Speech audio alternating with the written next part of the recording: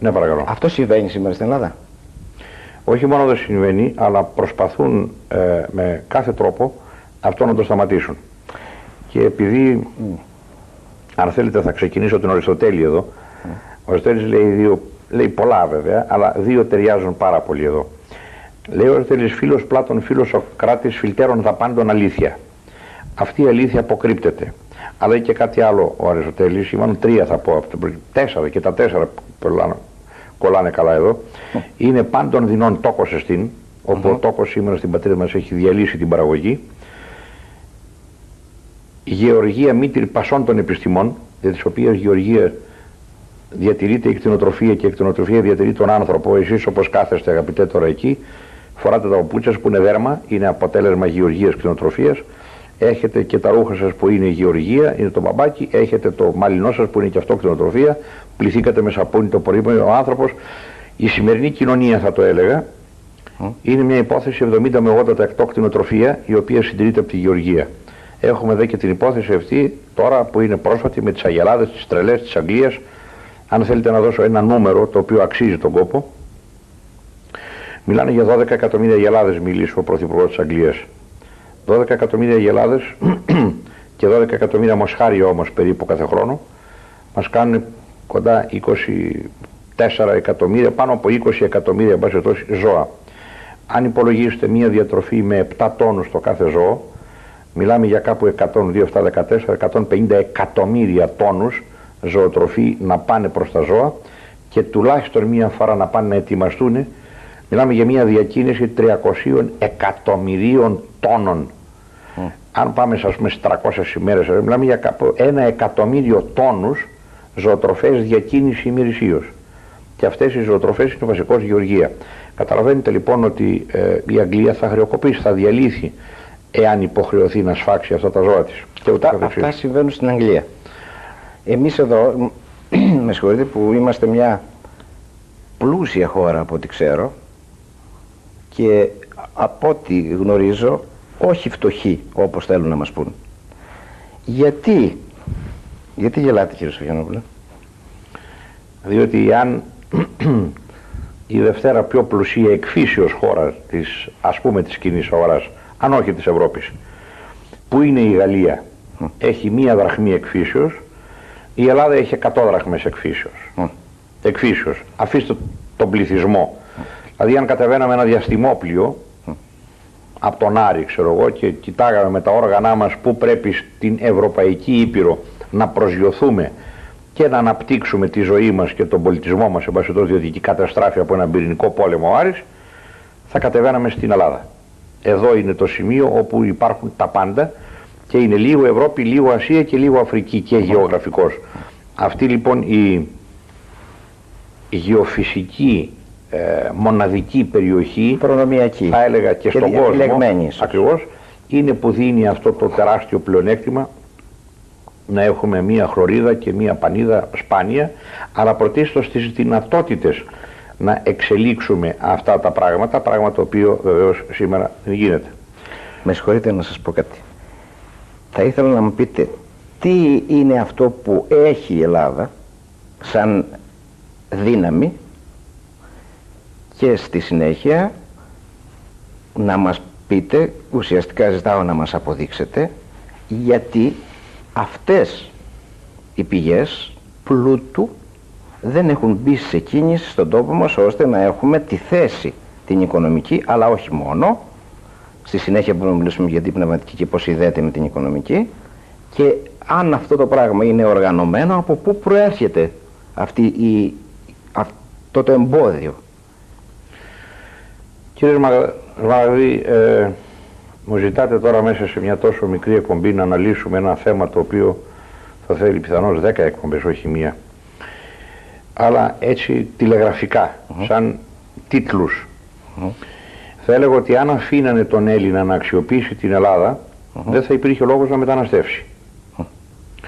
Εάν ο Έλληνας δεν μετανάστευε και παρέμενε στον τόπο του, θα ήταν λογικό και φυσικό να έχουμε το μέσο όρο του πληθυσμού των υπολείπων κρατών μελών της κοινής αγοράς, έκταση και πληθυσμό. Έτσι δεν γίνεται? Αυτό μας βγάζει 31 εκατομμύρια. Μάλιστα.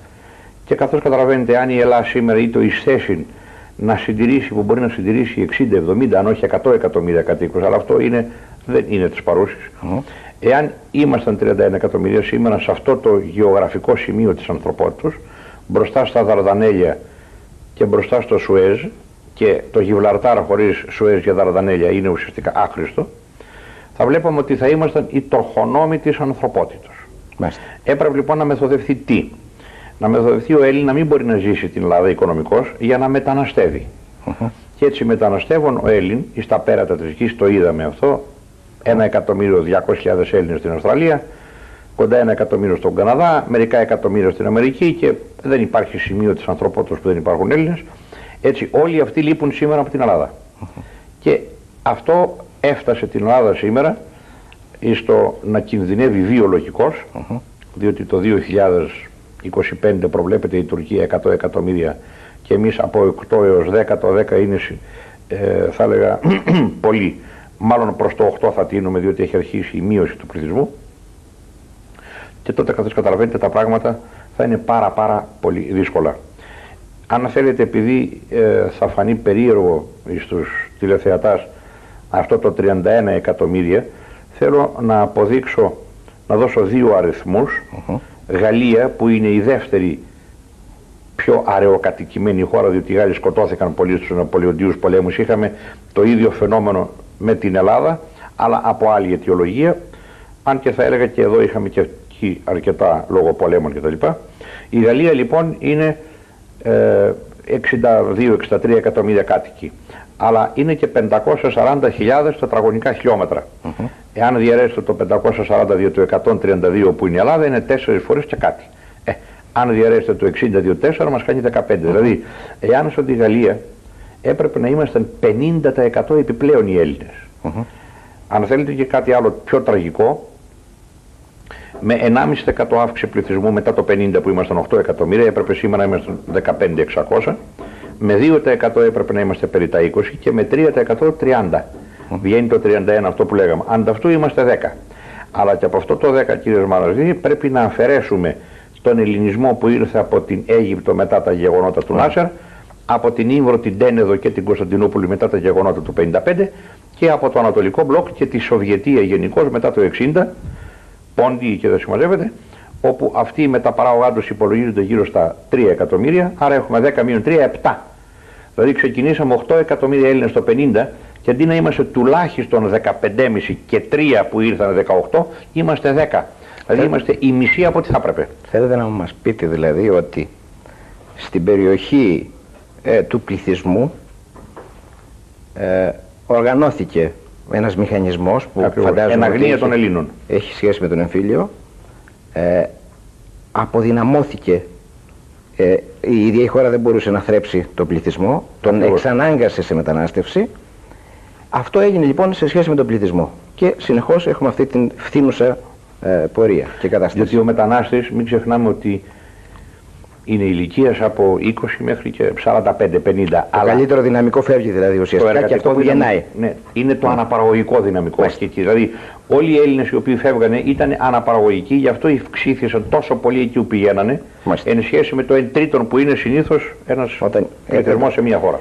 Αυτό όμως έχει σχέση με το τι υπήρχε στη χώρα μας, υποθέτω, και πώς μπορούσε να αναπτυχθεί ώστε να κρατήσει αυτό το πληθυσμό. Δηλαδή η μία ας πούμε σκηνοθεσία, χρησιμοποιώ αυτόν τον όρο που είναι οικείος, ήταν σε σχέση με τον πληθυσμό, ο άλλος υποθέτω ήταν σε σχέση με την ίδια την παραγωγή. Με την ίδια την παραγωγή, ναι. Τι συμβαίνει εκεί, κύριε Σοφιανόπουλε?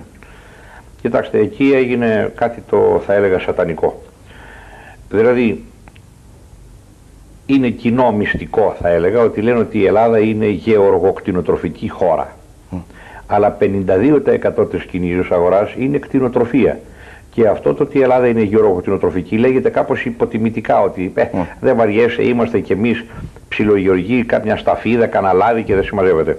Αλλά 52% η κοινή αγορά είναι κτηνοτροφία. Ιδού η απόδειξη ότι αυτό που υποτίθεται ότι έπρεπε να είμαστε δεν είμαστε. Γι' αυτό είμαστε ελληματικοί σήμερα σε κτηνοτροφικά προϊόντα της τάξης των 3 δισεκατομμυρίων δολαρίων ετησίως, συν πλην. Το οποίο μας κάνει 120 μαχητικά αεροπλάνα.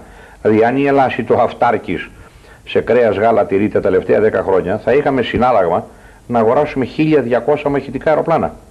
Λέτε, εάν ήταν αυτάρκης. Εννοείται ότι μπορούσε να είναι και δεν είναι. Ακριβώς, σαφώς. Μπορούσε με μεγάλη άνεση. Γιατί τώρα?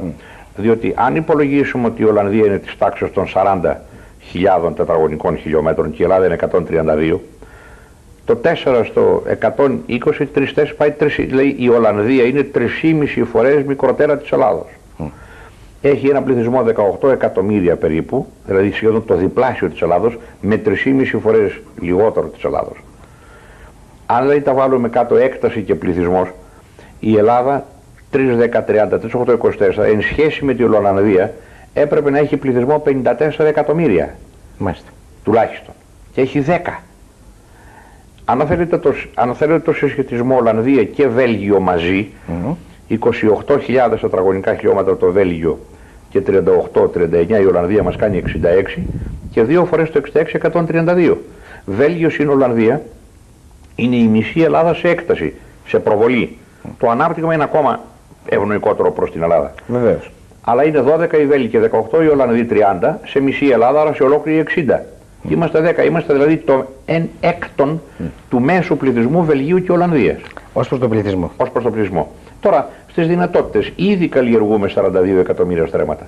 Η Ελλάδα καλλιεργεί παραπάνω έκταση από το σύνολο της Ολλανδίας. Αλλά αυτό που καλλιεργεί είναι μια εντέχνως εσφαλμένη κατεύθυνση παραγωγής, παραδείγματος χάρη το πέταγμα των φρούτων 1 εκατομμύριο τόνοι στις χωματερές, διότι όταν παράγεις, πληρώνεις για να πετάς, αυτό δεν πρέπει να είναι κανένας οικονομολόγος για να ξέρει ότι αυτό είναι καταστροφικό. Και από την άλλη τεράστιες δυνατότητες του φυσικού πλούτου μη γεωργοκτηνοτροφικού. Παραδείγματος χάρη, δεν είναι θέμα να το αναλύσουμε, ένας λοφίσκος μάρμαρο δίνει τη δυνατότητα φυσικού πλούτου 1000 επί 1000 επί 100 μέτρα ύψος. Αυτό είναι ένας λοφίσκος μάρμαρο. Τόσα μάρμαρα η Ελλάδα έχει χιλιάδες φορές. Έτσι. Εκατοντάδες οπωσδήποτε, ενώ χιλιάδες. Αυτό το μάρμαρο σε χρήματα ισούται με το να καλλιεργείς το σύνολο της Ολλανδίας επί 10 χρόνια σε καλαμπόκι. Με έναν τόνο το στρέμμα και με 50 δραχμές το κιλό. Και να καλλιεργεί ποιος? Ο Αρχάγγελος Γαβριήλ. Δηλαδή απλώς κάποιος να σου δίνει το αποτέλεσμα της καλλιεργίας όλης της Ολλανδίας επί 10 χρόνια σε καλαμπόκι, είναι ένας λοφίσκος μάρμαρο της Ελλάδος. Μάλιστα. Τώρα, θέλετε να μας πείτε δηλαδή ότι αυτό... Δια της αγορονομίας, να το εξηγήσω πώς έγινε, δια της αγορονομίας, η οποία εντέχνως εφηρμόστηκε στην Ελλάδα σαν μοναδική χώρα της Δύσεως, ανήκομενη στην Δύση λέγαμε, αλλά εφαρμόζαμε μεθόδους της Ανατολής. Δηλαδή, το κράτος ήρθε και έγινε ο βασικός μοχλός, όχι μόνο κατευθύνσεως της οικονομίας, αλλά και ελέγχου της οικονομίας στο σύνολό της. Μάλιστα. Αν πάρετε παραδείγματος χάρη το οικονομικό πρόγραμμα της Νέας Δημοκρατίας, εκεί ξεκάθαρα λένε ότι έμεσα ή άμεσα το κράτος ελέγχει το 75% της οικονομίας της χώρας. Μάλιστα. Εάν θέλετε ένα παραλληλισμό, η Ελλάδα είναι μια μικρή χώρα, αλλά στην ουσία κατοικείται από λίγους κατοίκους, δεν είναι τόσο μικρή όπως είδαμε. Λέω τι λένε και πώς έχει. Είναι στο μέσον της Ευρώπης. Μάλιστα. Οι μισές χώρες της Ευρώπης είναι μικρότερες της Ελλάδος σε έκταση και οι μισές μεγαλύτερες. Και οι μισές περίπου είναι λιγότερες σε πληθυσμό της Ελλάδος και οι μισές περισσότερες. Λοιπόν, η Ελλάδα λοιπόν είναι μια χώρα με λίγο πληθυσμό, με τεράστιες δυνατότητες και δεν έχει να φάει. Η Σοβιετία ήταν μια τεράστια χώρα με λίγο πληθυσμό και δεν είχε να φάει. Τι όμοιο είχαν τώρα αυτές οι δύο χώρες? Ότι τα πάντα εξαρτώνται από το κράτος. Μάλιστα. Και εκεί ακριβώς παίχτηκε το παιχνίδι εις βάρος του ελληνικού λαού, όπου διά της αγορονομίας διέλυσαν την πρωτογενή παραγωγή, γεωργία, κτηνοτροφία.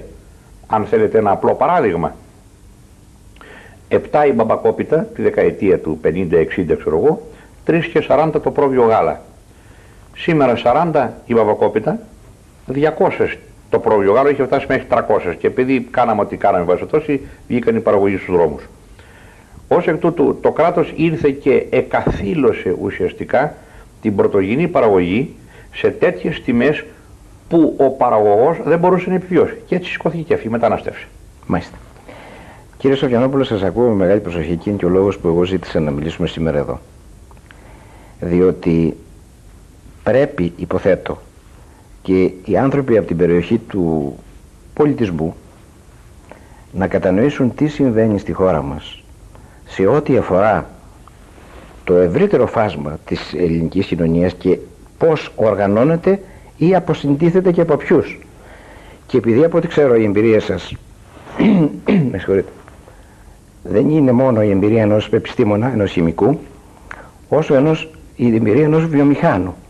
Δηλαδή γνωρίζω ότι στο παρελθόν υπήρξατε ένας από τους ιδιοκτήτες, είστε ο Σοφιανόπουλος της οικογένειας που είχε την φάρμακοβιομηχανία Χροπή, οι παλαιότεροι θυμούνται το Αλγκόν, και σήμερα αυτή η βιομηχανία δεν υπάρχει. Αυτό συμβαίνει γιατί η βιομηχανία αυτή κατάρρευσε,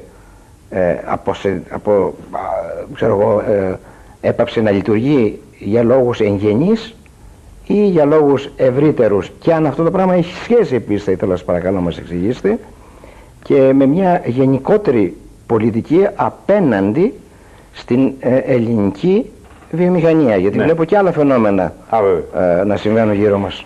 Κοιτάξτε, οι εχθροί της Ελλάδος, οι οποίοι συνήθως είναι οι σύμμαχοί μας, για να μην κοροϊδευόμαστε. Να μην κοροϊδευόμαστε, να μας τα πείτε όπως ο Γάλλος βουλευτής Μπουγιόν, παραδείγματος χάρη, στο μέσον του ελληνοτουρκικού πολέμου τον Απρίλιο του 1921, παρουσία του Κεμάλ Ατατούρκ, συνοδευόμενος από επιτελείο Γάλλων αξιωματικών και βουλευτών, λέει στην τουρκική εθνοσυνέλευση το εξής εξωφρενικό: η Γαλλία ενδιαφέρεται να βλέπει μια μεγάλη και ισχυράν Τουρκία, να διώξετε δε το Πατριαρχείο της Κωνσταντινούπολεως, διότι αυτό αποτελεί κέντρο κατασκοπίας της Ελλάδος εις βάρος της Τουρκίας. Ο Γάλλος, σύμμαχος χριστιανός, λέει στον αλόθρησκο εχθρό και Τούρκο: διώξτε το Πατριαρχείο. Λίγος πολύ ό,τι συμβαίνει και σήμερα, αλλά από άλλους δρόμους. Σαν αποτέλεσμα είναι το ίδιο. Οι εχθροί μας λοιπόν στο σύνολό τους εμεθόδευσαν αυτήν την διαδικασία, αλλά δεν έπρεπε να αφήσουν, διότι τι έγινε? Αν αφήσεις τον Έλληνα ελεύθερο λίγο, κάπου θα σου ξεπεταχθεί. Είναι το κύτταρο της φυλής. Εάν τα βάλετε κάτω, κύριε Ρωμαναγδί, θα δείτε ότι οι Έλληνες απέτυχαν μόνο μέσα στην Ελλάδα. Οπουδήποτε αλλού και αν πήγανε, αυτό το παραμύθι ότι ο Έλληνας είναι ανίκανος, ότι είναι τεμπέλης, ότι όλα αυτά τα οποία εντέχνως ταΐζει τον κόσμο το ελληνικό κράτος, είναι ακριβώς το αντίθετο. Πήγανε στην Αυστραλία οι Έλληνες επέτυχαν, πήγανε στην Αμερική πέτυχαν, πήγανε στον Καναδά πετύχανε, πήγανε στη Γερμανία πέτυχαν. Προμηνώς ο πρίτανης του Πανεπιστημίου του Γκέτιγκεν έκανε μια διάλεξη, το φαινόμενο οι Έλληνες. Το Πανεπιστημίο του Γκέτιγκεν, οι μισοί καθηγητές είναι με βραβεία Νόμπελ εκεί. Λοιπόν, και είπε ότι τα παιδιά των Ελλήνων αγραμμάτων μεταναστών που πήγανε στη Γερμανία είναι σήμερα πρώτοι στη γερμανική κοινωνία.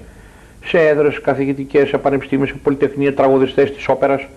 Τώρα μια και από όπερα, εγώ καταλαβαίνω το πνεύμα σας, ότι είμαι κι εγώ ερασιτέχνης καλλιτέχνης, μου αρέσει πολύ η μουσική και το τραγούδι. Έχω τραγουδήσει και ερασιτεχνικά στην όπερα. Λοιπόν, και στο κύτταρό σας υπάρχει αυτό. Ναι. Μια έφεση προς το ανώτερο. Που το έχουν όλοι οι Έλληνες. Η μουσική στην Ελλάδα έχει δώσει, σαν παράδειγμα, έχει δώσει μεγάλα αποτελέσματα για τον τόπο. Πάρτε την Κάρας, πάρτε τον Μητρόπουλο, πάρτε τον Βαγγέλη, τον Βαθανασίου, τώρα πήρε προφάτως το πρώτο βραβείο στη Γερμανία με ανταγωνιστάς, Μάικλ Τζάκσον και δεν συμμαζεύεται. Και όμως τα ελληνικά σχολεία, το κάθε σχολείο δεν έχει ένα πιάνο μέσα, το φέρνω σαν παράδειγμα. Αλλά είναι λίγο πιο πολύ ο δικός σας τομέας, εκεί θα πρέπει εγώ να αντιστρέψω μετά το ερώτημα. Τι κάνανε λοιπόν? Έπρεπε παραλλήλως με τη γεωργία και την κτηνοτροφία, την οποία διέλυσαν δια της αγορανομίας, να το κάνουν το ίδιο και στην παραγωγή, στην βιομηχανία. Και δεν έγινε μόνο αυτό έτσι τυχαία και μοιραία, αλλά μεθοδεύτηκε. Και βλέπετε ότι πατροπαράδοτες κολοσσιαίες επιχειρήσεις, όπως Πειραϊκή Πατραϊκή, η Ζόλα, Εσκιμό, Βόμβικας, Αιγαίο, Χροπή, Ελβίν, Περζίλ, Αγγελόπουλος, Τσιμέντα, Χαρτοπία, Νάμκο. Είπα τώρα έτσι αυτές που μου έρχονται στο μυαλό. Μιλάμε για επιχειρήσεις, αυτές μόνο απασχολούσαν πάνω από 100.000 ανθρώπους. Πρέπει δε να σας υπενθυμίσω ότι η δραχμή ήταν πάρα πολύ ισχυρή. Φερρυπίν τον Αύγουστο του 1973, όταν απελευθερώθη η δραχμή από το δολάριο πήγε 28. Ο Έλλην λοιπόν επέτυχε παντού. Εάν λοιπόν αφήνουν τη βιομηχανία και τη βιοτεχνία, διότι όταν λέμε παραγωγή χρήματος, κύριε Μαραδί, δεν υπάρχουν λεφτά, υπάρχουν μόνο προϊόντα. Μάλιστα. Ο άνθρωπος, ο πρωτόγονος, ήταν ανταλλάξιμος. Και κάποια στιγμή δεν πάρει το κουβαλόρο στην πράτη, κάτι και βρέθηκε το χρήμα, δεν υπάρχουν λεφτά. Υπάρχουν προϊόντα. Όταν λοιπόν σήμερα το γενικό προϊόν που λέγεται χρήμα πωλείται από τις τράπεζες με έναν τόκο, ο οποίος το 1 εκατομμύριο σε 20 χρόνια το κάνει 1 δισεκατομμύριο, δηλαδή αυξάνει 1000 φορές με νόμο του κράτους, ο οποίος έγινε το 80, και ο οποίος ούτε και αυτός έχει τηρηθεί, παράνομα γίνεται ό,τι γίνεται, εις βάρος της οικονομίας της χώρας.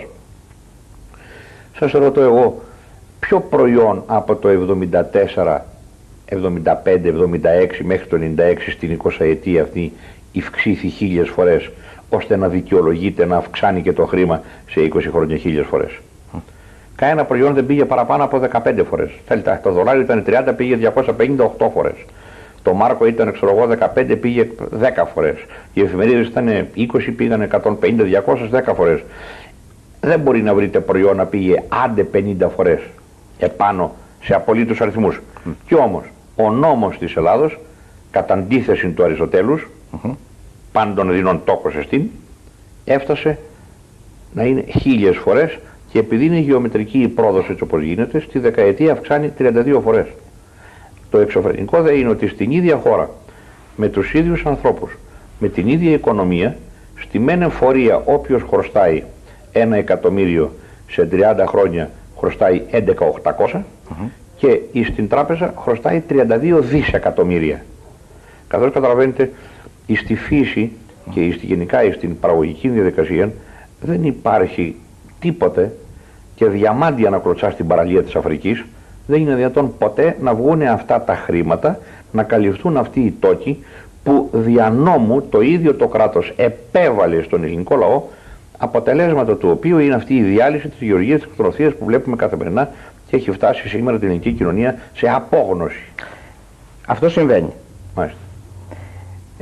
Συμβαίνει δηλαδή το ελληνικό κράτος να χρησιμοποιεί μηχανισμούς ουσιαστικά εξαφάνισης όλων της ελληνικής παραγωγής, των δραστηριοτήτων που έχουν σχέση με ελληνική παραγωγή. Είτε αυτή είναι πρωτογενής, γεωργική, κτηνοτροφική, είναι του δευτερογενούς τομέως, της βιομηχανίας, διότι σε τελική ανάλυση το χρήμα τι είναι? Είναι γεωργία, κτηνοτροφία, βιομηχανία, βιοτεχνία και εμπόριο. Όλοι αυτοί οι κλάδοι, οι λεγόμενοι παραγωγικοί κλάδοι, οι οποίοι θα μας δώσουν τη δυνατότητα να κάνουμε αργότερα και να αναπτύξουμε την τέχνη, διότι παραδείγματος χάρη σήμερα ομιλούμε για όπερες. Ας πούμε, λέω, πού είναι η όπερα της Ελλάδος? Κάναμε με τα 1000 βάσα ένα πράγμα το οποίο και τελικώς όπερα αυτό δεν είναι. Πώς θα μπορέσουμε? Και η κλάδη της, ουσιαστικά της παράδοσής μας. Ακριβώς. Λέμε για την τραγωδία μας, έτσι. Ναι, αλλά οι αρχαίοι φτιάνανε και τα θέατρα για να παίζεται η τραγωδία. Και αν δεν ήταν, σας παρακαλώ κύριε Μαραδί, σήμερα τα αρχαία θέατρα, πού θα παίζαμε εμείς? Πες ότι είχαν καταστροφή. Πού θα παίζαμε εμείς τις τραγωδίες? Μα φτιάξαμε ένα. Δεν φτιάξαμε. Γιατί δεν έχουμε λεφτά. Πεθαίνουν οι άνθρωποι στους διαδρόμους των νοσοκομείων γιατί δεν έχουμε λεφτά να κάνουμε νοσοκομεία. Ενώ η Ελλάδα δεν είναι μια φτωχή χώρα, μου λέτε. Είναι η πλουσιωτέρα της Ευρώπης. Και δεν είναι λοιπόν η πλουσιωτέρα της Ευρώπης, διότι το κράτος εμποδίζει τους διάφορους τομείς να αναπτυχθούν ή τους βοηθάει να καταστραφούν. Οι εχθροί μας λοιπόν τι κάνουν? Προωθούν. Να με συγχωρείτε, γιατί θέλω να ολοκληρώσω για να το ολοκληρώσω μέσα στο κεφάλι μου αυτό, γιατί είναι εξωφρενικό αυτό που μου λέτε, κύριε Σοφιανόπουλε. Όχι πως είμαι αντίθετος, αλλά είναι εξωφρενικό. Είναι, δυστυχώς. Αυτό συμβαίνει γιατί είναι ένα κράτος ανίκανο. Όχι, είναι το ικανότερο κράτος, θα έλεγα, του κόσμου. Απαιτείται τεραστία και καταπληκτική κρατική οργάνωση να καταφέρνεις να κρατάς αυτό το παράδεισο που είναι η Ελλάδα σε όλους τους τομείς, σε τέτοια χάλια. Διότι αν το ελληνικό κράτος ή το πράγματι ανοργάνωτον, εσείς θα βγάζετε χρυσό, εγώ θα συνέχιζα να βγάζω πετρέλαιο που έβγαζε τη Ζάκυνθο, κάποιος άλλος θα έβγαζε τα ρουμπίνια της Θράκης που υπάρχουν, εσείς το όνομα σας είναι και Σμάραγδος, έτσι. Είσαστε το δεύτερο πιο πολύτιμο πράγμα στον κόσμο. Μετά το διαμάντι είναι? Όχι, το ρουμπίνι.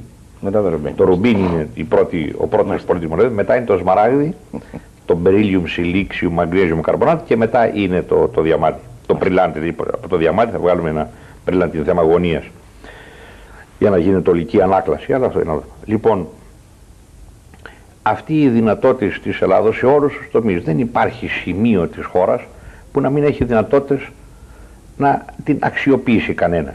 Ας αφήσουμε το αλουμίνιο, ας αφήσουμε το νικέλιο, ας αφήσουμε το χρώμιο. Νικέλιο, χρώμιο, αλουμίνιο, τα τρία βασικά μέταλλα της μεταλλοβιομηχανίας του κόσμου. Μετά μιλάμε αυτοκίνητο. Το τι είναι αυτοκίνητο το ξέρουμε όλοι, έτσι. Μιλάμε για χρόνιο, αλουμίνιο και νικέλιο. Μιλάμε για αεροπλάνα, μιλάμε για αλουμίνια. Μιλάμε για σπίτια σήμερα, μιλάμε για αλουμίνια. Πάρτε τον Παρνασσό και προχωράμε. Τώρα βέβαια η σύμβαση που κάναμε με την Πεσσινέ είναι απεικιοκρατική. Μάλιστα. Θα κάνουμε τώρα, κύριε Σοφιανόπουλε, αγαπητέ κύριε Σοφιανόπουλε, μία μικρή διακοπή όπως απαιτούν οι τηλεοπτικοί κανόνες και θα επανέλθουμε για να μας αναπτύξετε τους μηχανισμούς πλέον που εμποδίζουν την ανάπτυξη αυτό που λέμε της ελληνικής ευρύτερης δραστηριότητας. Ευχαριστώ. Αν και ο χρόνος είναι πάντα λίγος, αλλά βεβαίως.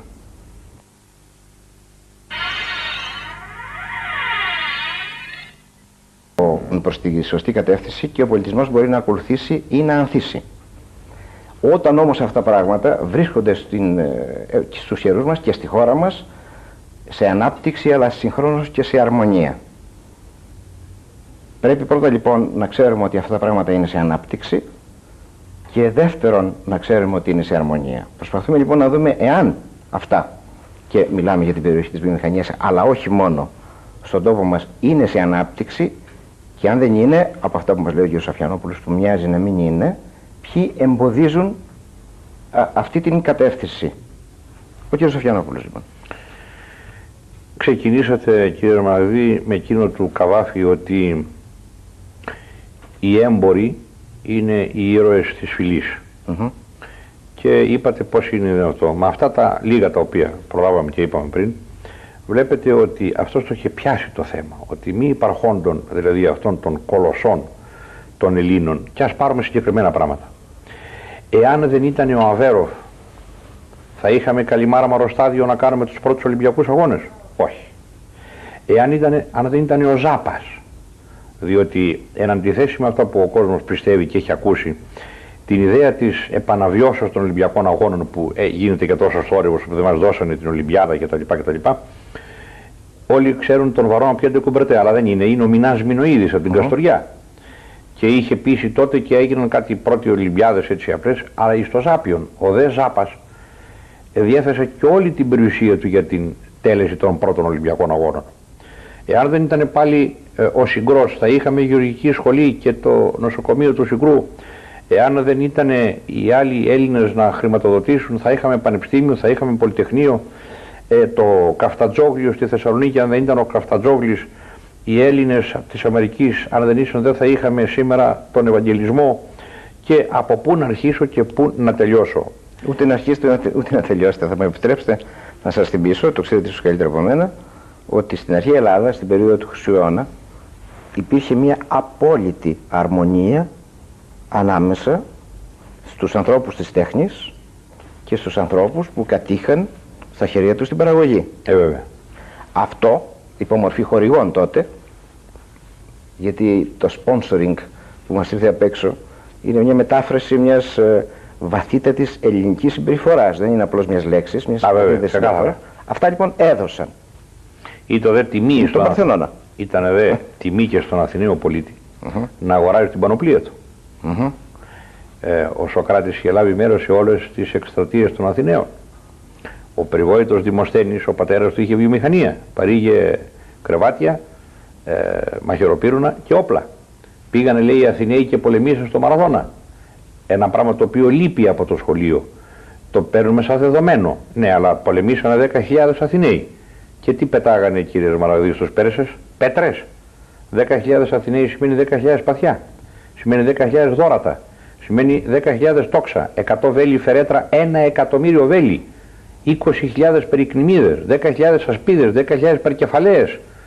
Κολοσιαία πολεμική βιομηχανία, άνευ της οποίας δεν θα ήταν δυνατόν ποτέ να διεξαχθούν αυτοί οι πόλεμοι. Πάρτε το 1821. Οι αδελφοί Σπηλιοτόπουλοι έδωσαν όλη την περιουσία τους και πήγανε τότε στη Δημητσάνα που ήταν τα γερόντια και η βιβλιοθήκη και κάνανε την παρούτη. Η Μήλη η μήλη της Δημητσάνας παρήγωνε 750, δηλαδή οκάδες, ένα τόνο μπαρούτι την ημέρα, με την οποία μπαρούτι πολεμούσε ο Κολοκοτρώνης, ο Καραϊσκάκης και ο Μιαούλης και η Μπουμπουλίνα και δεν συμμαζεύεται. Ως εκ τούτου, εάν βάλουμε τα πράγματα κάτω και πούμε αλήθεια στον κόσμο, δεν λέμε αλήθεια στον κόσμο, λέμε δυστυχώς παραμύθια στον κόσμο, θα διαπιστώσουμε ότι για να υπάρξει μια αρμονία μέσα σε μια χώρα, από την οποία αρμονία της γεωργοκτηνοτροφικής παραγωγής και εν συνεχεία της τεχνολογικής αναπτύξεως διαμέσου της βιομηχανίας, η οποία όμως δεν αναπτύσσεται από μόνη της, αναπτύσσεται διαμέσου της εφηρμοσμένης ερεύνης και αναπτυξιακής τεχνολογίας. Πού είναι τα εργαστήρια της Ελλάδος εφηρμοσμένης ερεύνης? Έχουμε τον Δημόκριτο και κυνηγάμε ηλεκτρόνια και πρωτόνια. Επί 36 χρόνια ο περσινός προϋπολογισμός του Δημοκρίτου είναι 4,5 δισεκατομμύρια. Σχεδόν 3.000 άνθρωποι κυνηγάνε 36 χρόνια ηλεκτρόνια και πρωτόνια, ούτε πιάσανε κανένα, ούτε και θα πιάσουν από ό,τι φαίνεται. Όλο αυτό λοιπόν δεν μπορεί να είναι κατά λάθος, διότι αν όλο αυτό το δυναμικό, άριστοι επιστήμονες, δεν φταίνουν αυτοί, εκεί που τους βάζουν, εάν όλο αυτό το άριστο δυναμικό του Δημοκρίτου είχε φερειπίν προωθηθεί στην υπόθεση της παραγωγής φαρμάκων από τα φαρμακευτικά φυτά της Ελλάδος και μόνον, δεν θα ξέραμε τι να κάνουμε τα λεφτά. Και τότε βέβαια θα περισσεύανε και τα χρήματα για Ακρόπολη και έτσι και αλλιώς. Ενθυμούμε έναν κύριο Σάντα που είχα δασκαλόμενα, σοφό άνθρωπο, λόγιο, ο οποίος ήταν συμματής της Ολότα στη Ζάριο σχολή, ο οποίος πολέμησε στη Μικρά Ασία και ήταν πολύ ανεπτυγμένος άνθρωπος και είχαν πιάσει ένα μπασά εχμάλωτο, ο οποίος έλεγε ότι ο Κεμάλ Ατατούρκ πάντοτε παραπονιόταν και έλεγε πώς μπορούμε εμείς ποτέ να νικήσουμε τους Έλληνες όταν υπάρχουν οι Έλληνες της Διασποράς οι οποίοι χρηματοδοτούν και κρατούν την Ελλάδα εν ζωή. Οι Έλληνες της Διασποράς λοιπόν, γιατί δεν αφήνουν την Ελλάδα, διότι λέτε... εκεί επιτρέπεται. Επιτρέπεται. Δεν αφήνουν την Ελλάδα λοιπόν ως Ελλάδα, ως τόπος, κατά την άποψή μου ιερός, κατά την άποψή σας πλούσιος, να αναπτυχθεί, να απλώσει τις δυνάμεις της. Μάλιστα. Αυτό δεν είναι μια εικασία δικιά σας, είναι μια... Έχετε τρόπους να αποδείξετε... Ό,τι λέω κύριε Μαγδίτα αποδεικνύω πάντα. Το λεκανοπέδιο της Αττικής ήταν η υπαριθμόν Μαγούλα και Ασπρόπυργος, ήταν το υπαριθμόν ένα μέρος στον κόσμο στην παραγωγή γάλακτος. Μάλιστα. Τη δεκαετία του 60 κτλ. Το λεκανοπέδιο της Αττικής παρήγε 300 τόνους αγελαδινό γάλα και σήμερα παράγει 40. Αυτό γιατί? Πώς έγινε? Διότι εμεθοδεύτηκε από το ελληνικό κράτος αυτή η διάλυση δια της αγρονομίας και δια της κρατικής παρεμβάσεως. Αν θέλετε... Με συγχωρείτε, έχει σχέση αυτό με την κοινή αγορά? Η κοινή αγορά ήρθε και αν θέλετε καταδικάζεται κάποιος έντεχνα εις θάνατον, εκτελείται και εν συνεχεία πάει κάποιος και ρίχνει και τη χαριστική βολή. Αυτό έγινε με την... Η κοινή αγορά είναι η χαριστική βολή της καταδικαστήσης και εις θάνατον εκτελεστήσης χώρας, στο σύνολό της αγοράς παραγωγικής. Μου λέτε τώρα για το γάλα. Για το Ξέρω γάλα, λοιπόν ότι εσείς, αν με συγχωρείτε, ναι, είχατε τη χροπή, μια ευρωστότατη βιομηχανία φαρμάκων, ίσως, αν δεν κάνω λάθος, η μεγαλύτερη στα Βαλκάνια όταν ήταν και της Ανατολής. Της Ανατολής. Βεβαίως, και τις μεγαλύτερες του κόσμου και τις αρχαιότερες. Έτος ιδρύσεως 1883. Αλλά αν μου θέλετε εδώ μια διόρθωση. Εγώ δεν είχα τίποτα. Ο σοφός καλόγερος έλεγε σήμερον εμού, αύριον εταίρου, ουδέποτε τεινός. Ό,τι γίνεται παραμένει στην πατρίδα. Χαίρομαι που το λέτε αυτό. Και αυτό είναι το δηλητήριο το οποίο έχουν ενσπείρει και λένε αυτοί που πίνουν το αίμα. Ο δημιουργός εκ των πραγμάτων πρέπει να δημιουργήσει, σαν τον ζωγράφο. Αν ο ζωγράφος δεν ζωγραφίσει, δεν μπορεί. Ναι, αλλά πρέπει να πουλήσει και πίνακες, γιατί αλλιώς θα πεθάνει. Ως εκ τούτου δεν είναι ότι πουλάει ο ζωγράφος, είναι ότι ζωγραφίζει, αλλά πρέπει και να πουλήσει. Η δημιουργία λοιπόν στο σύνολό της είναι και μια οικονομική διαδικασία, διότι δεν δημιουργείς για να δημιουργείς, δημιουργείς για το κοινωνικό σύνολο. Όταν ο Δράκος Φερρυπίν έφτιαξε τα καλύτερα οικιακά συστήματα, κουζίνες, ψυγεία, η ζόλα. Μάλιστα. Έτσι. Γιατί οι Έλληνες παίρνανε την ζόλα και δεν παίρνανε τα γερμανικά ή τα αμερικάνικα? Διότι ήταν εξίσου καλά, αν όχι καλύτερα τα ελληνικά, και φτηνότερα. Η Ιζόλα υπάρχει σήμερα? Τη διέλυσαν. Την διέλυσε το ελληνικό κράτος. Με τον ίδιο τρόπο που διέλυσαν τη Χροπή? Με τον ίδιο τρόπο που πρωτίστως διέλυσαν τον γεωργό και τον κτηνοτρόφο και τον διαλύουν και σήμερα. Και βεβαίως σιγά σιγά διαλύσανε και το υπολαή. Αυτά τα δύο, τα τέσσερα αν θέλετε, γεωργία, κτηνοτροφία, βιοτεχνία, βιομηχανία και εμπόριο, αλλά είναι σήμερα, προσέξτε την Αθήνα, η Αθήνα έχει καταντήσει ένα μικρομάγαζο σήμερα, όπου αφού αυτός ο άνθρωπος, ο Χ, παρήγε γεωργικός και κτηνοτροφικός στη λεγόμενη επαρχία της χώρας, ο ένας από τα δύο αδέλφια πήγε στην Αυστραλία και ο άλλος στην Αθήνα και άνοιξε ένα μικρομάγαζο, εμπορευόμενος εισαγόμενα ρετάλια από τις Ινδίες, Φερρυπίν, ξέρω εγώ, μικρό μπουτίκ από την, δηλαδή αντί να εμπορεύεται ο Έλληνας το ελληνικό προϊόν από την άρα προς τα έξω, σήμερα μην παράγουν τίποτα, εμπορεύεται από έξω προς τα μέσα και κάνει ανταγωνισμό και πριονίζει το κλαρί επάνω στο οποίο κάθεται. Αποτέλεσμα, αν μου επιτρέπετε, αυτής της σατανικής διαδικασίας η οποία εφηρμόστη, είναι ότι το 1950 είχαμε περίπου 52 με 54.000 δημοσίους υπαλλήλους. Μπράβο. Με 8 εκατομμύρια κατοίκους. Εάν πούμε ότι το 8 έγινε 10, άρα έχουμε μια αύξηση εν τέταρτον 25%. 25% του 50 είναι 12,5, 13, 50 και 13, 65. Έπρεπε σήμερα οι δημόσιοι υπάλληλοι να της τάξεις των 65.000 συν πλήν. Και είναι 800.000 συν πλήν. Και τίθεται το ερώτημα, τι κάνουν 800.000 δημόσιοι υπάλληλοι? Διότι αν παράγουν στάρι 99 και ο ένας ζυγίζει και μετράει, οι 99 συντηρούν τον έναν. Αν είναι δύο, τότε οι 49 συντηρούν τον έναν. Πέφτει στο μισό και ούτω καθεξής. Στην Ιαπωνία σήμερα έχουμε τις τράπεζες να είναι έτοιμες να χρεοκοπήσουν, διότι ο τόκος είναι γύρω στο 2% και οι τράπεζες με 2 επιβιώνουν. Άρα οι τράπεζες είναι έτοιμες να χρεοκοπήσουν στην Ιαπωνία, αλλά ανθεί η παραγωγή, η βιομηχανία και κατέκλυσε τον κόσμο. Στην Ελλάδα έχουμε ακριβώς το αντίθετο φαινόμενο. Έχουμε τις τράπεζες δι' αυτού του εξωφρενικού νόμου να πλουτίζουν υπερώγκως και με γεωμετρική πρόοδο. Το γνωρίζω προσωπικά. Το γνωρίζω προσωπικά. Λυπούμε αν που το ακούω, αλλά ναι, αφού το γνωρίζω το ξέρετε πολύ καλά τι εννοώ. Και η παραγωγή να διαλύεται, διότι ουδής δια της παραγωγής μπορεί να καλύψει αυτούς τους στόχους. Ως εκ τούτου δεν μπορεί κανένας να πει ότι δια της λογικής καθίσανε άνθρωποι κάτω και μηχανορευτήκανε ορισμένα πράγματα για το πώς θα διαλύσουν την ίνωση στη χώρα. Αυτό είναι έξωθεν.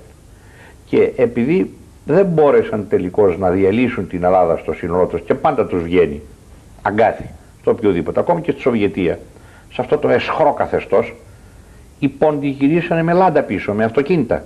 Οι Ρώσοι πεινάγαν, αλλά οι πόντοι γυρίσανε ακόμα και σε αυτό το εσχρό καθεστώς ο Έλληνας κατάφερε να επιβιώσει καλύτερα από τον οποιονδήποτε άλλον.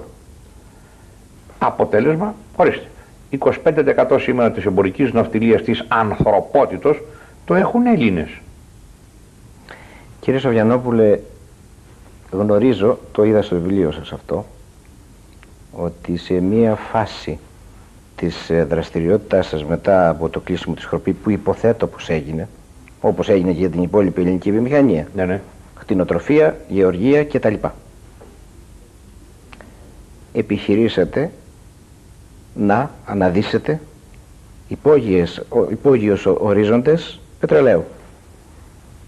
Είναι ακριβές αυτό? Κοιτάξτε, έχουμε πετρέλαιο καταρχήν στην Ελλάδα? Έχουμε πάρα πολύ. Και γιατί δεν το έχουμε στα χέρια μας, γιατί δεν κινείται, γιατί δεν εξάγεται? Όταν οι κρατούντες διέλυσαν ακόμα και το γεωργό και τον κτηνοτρόφο, το πετρέλαιο θα βγάλουνε.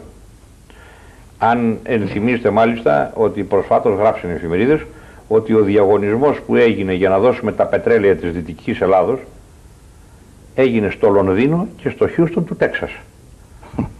Το οποίο είναι απαράδεκτο, διότι τουλάχιστον καλούσαν στην Αθήνα να τους καθυστερούν κιόλα και θα μπορούσαν χιλιάδες άνθρωποι να ξοδέψουν τα ωραία τους δολάρια εδώ, περιμένοντας να γίνει ο διαγωνισμός και να λάβουν μέρος. Δηλαδή δεν φτάνει που τους δίνουμε το δικό μας πλούτο, αλλά πάμε εμείς, ξοδεύουμε τα δικά μας δολάρια έξω σε δικά τους ξενοδοχεία για να τους δώσουμε και τον πλούτο μας. Αυτό είναι μόνο το θέατρο του παραλόγου θα μπορούσε να φτιάνει τέτοια πράγματα. Αλλά πάση τόσο. Λοιπόν, εγώ ήθελα να πιστώ ο ίδιος, κύριε Ρωμανίδη. Διότι είχα τις ενδείξεις, δεν είχα τις αποδείξεις. Μάλιστα. Και είπα να προσπαθήσω να βγάλω και πετρέλαιο.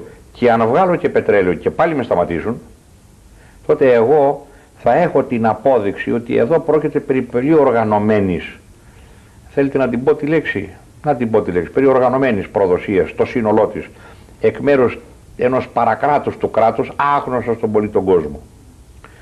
Και προσπάθησα στη Ζάκυνθο, έβγαλα πετρέλαιο και μου περάσαν χειροπέδες. Και δεν σταματήσανε. Δεν το άκουσα αυτό. Μου περάσανε χειροπέδες. Τι εννοείται? Δεν ξέρω αν πρέπει να αναφερθώ σε ονόματα, αλλά εν πάση περιπτώσει. Εννοείται δηλαδή ότι εσείς, με συγχωρείτε να το καταλάβω αυτό το πράγμα. Ναι. Βρήκατε πετρέλαιο. Μάλιστα. Το οποίο αν έμπαινε σε κίνηση. Δηλαδή, όταν λέμε βρήκα πετρέλαιο, μελετώντας και τους αρχαίους, γράφει ξεκάθαρα ο Ηρόδοτος, στη Ζάκυνθο είδε ο ίδιος άσφαλτο να αναβλύζει για το νερό της θαλάσσης. Έτσι το λέει. Εκεί υπάρχουν πολλές λιμνίτσες, εκ των οποίων η μεγαλύτερα είναι 70 πόδας. Μέσα στο νερό αυτό είναι βάθησα κλάδων μυρωτιάς, τις οποίες στην κορυφή όταν την έβγαλε έξω, είχε χαρακτηριστική νοσμή ασφάλτου, η οποία είναι το καλύτερο αυτής της πιερίας. Ο Ηρόδοτος μας λέει ότι στην Κατερίνη απ' έξω το πετρέλαιο είναι στην επιφάνεια. Και κάνοντας χρήση και από άλλα κείμενα πρόσφατα κτλ. Μην μπλέξουμε τώρα σε λεπτομέρειες, γιατί αυτό είναι το θέμα μας, πήγα στη Ζάκυνθο, κατάφερα και έβγαλα μία άδεια εμπασχετώσει. Τότε πιστέψαν ότι εγώ δεν πρόκειται να κάνω. Σου λέει Βαρία, σας το να παιδεύετε, δεν πιστεύανε ποτέ ότι το δυνατό, διότι δεν είχαν μελετήσει τα πράγματα.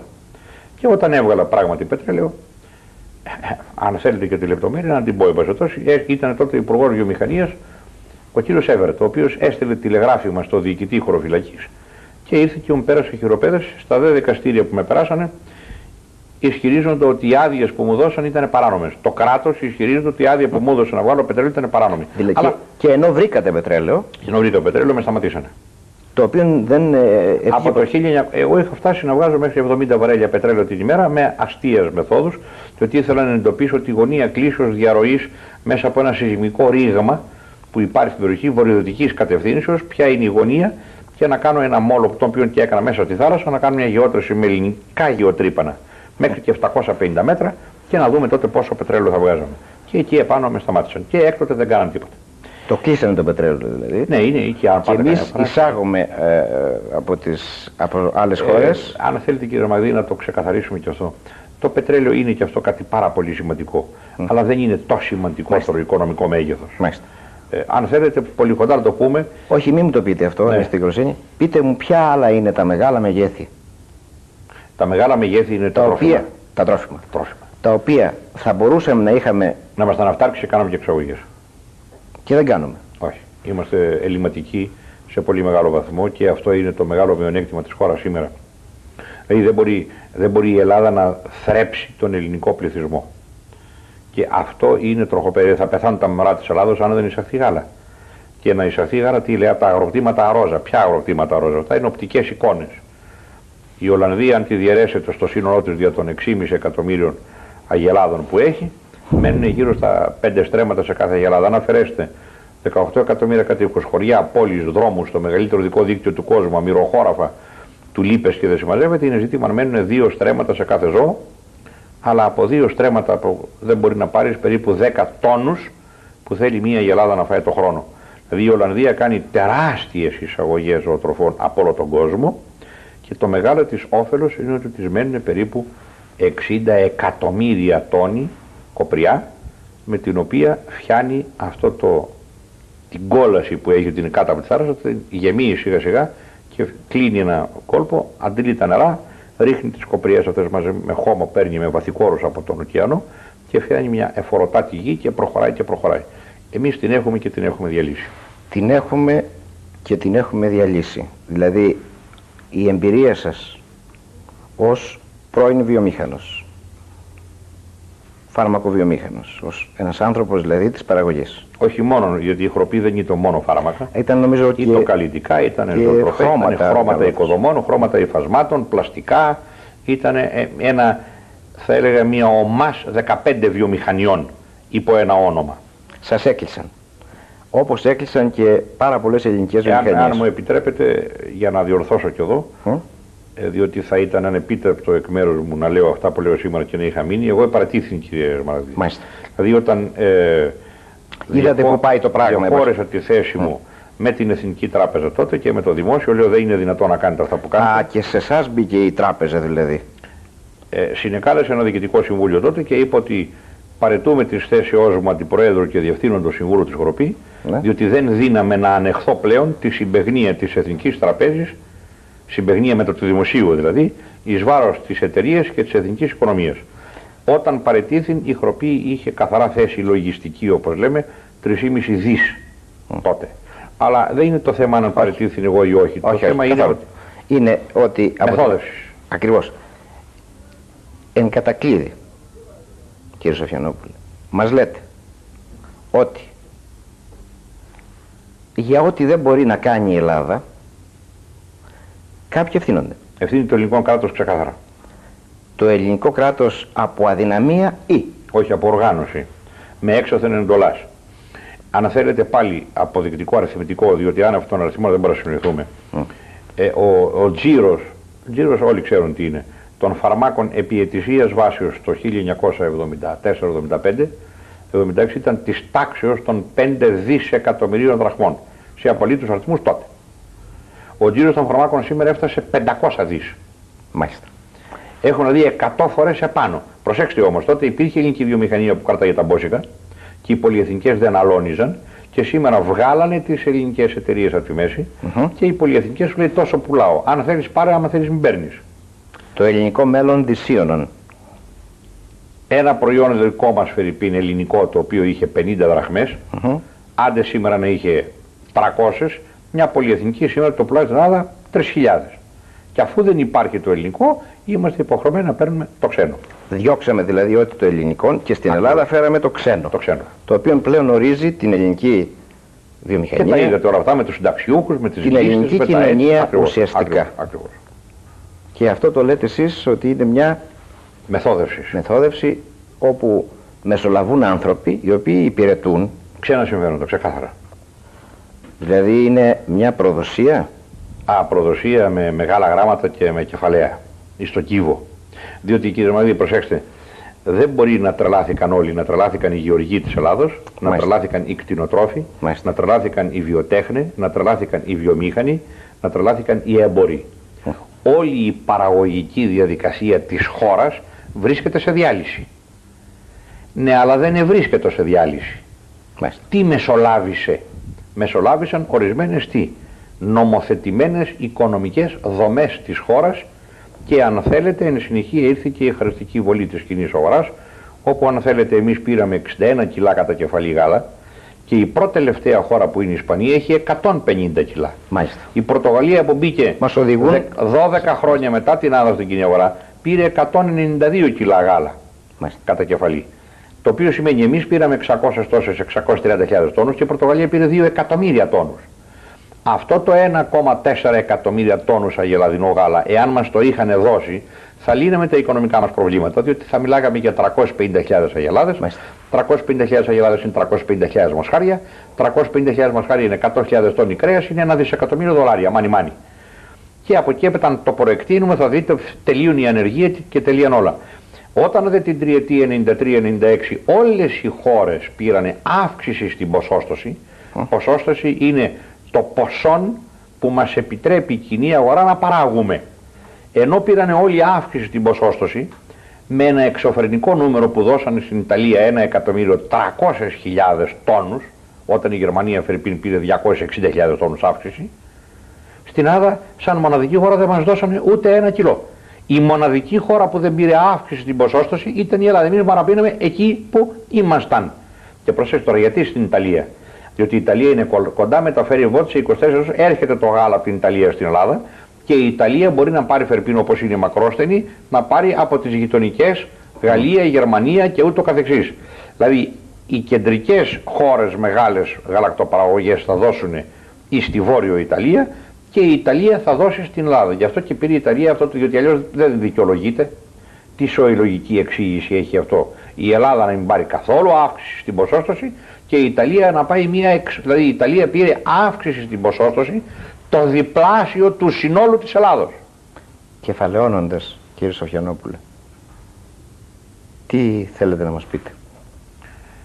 Θέλω να πω ότι εδώ τώρα εγώ ανέλησα, αν θέλετε, σε εσάς της παραγωγής των προϊόντων που διατρούν, αλλά τώρα εσείς νομίζω πρέπει να μας πείτε αυτό το πράγμα πώς γίνεται στη δικιά σας τη μεριά. Δηλαδή τι βλέπετε εσείς, εγώ έδωσα την ανάλυση, γιατί στον τομέα της τέχνης, παραδείγματος χάρη, ενώ έχουμε τόσες δυνατότητες και εκεί ακριβώς πάλι τίποτα δεν γίνεται.